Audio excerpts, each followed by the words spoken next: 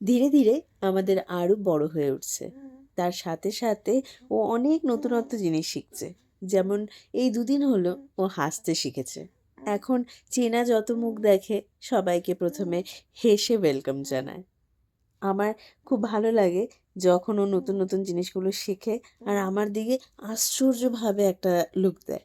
মানে ওর চোখের মধ্যে একটা আলাদা ভাষা থাকে। আজকে সকালে ওর মম্মা মানে আমার দিদুন ওকে দেখার জন্য ছুটে চলে এসছে। বিগত ২-৩ দিন থেকে উনি তাই করছে। এবার যখন আমি বাড়িতে এসেছি তখন প্রত্যেকদিন ফোন করা, ওর খোঁজ নেওয়া, ওকে এসে দেখা, এটাই ওনার কাজ। ওকে কোলে নিয়ে কত সুন্দর কৃষ্ণ নাম করে আর ও ড্যাব ড্যাব করে তাকিয়ে থাকে। ছোট্ট ছোট্ট হাসি দেয়। এত ভালো লাগে দেখতে। আমাদের ৪টা জেনারেশন।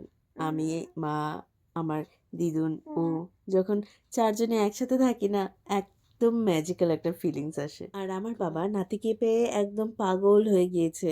দেখো কি করেছে।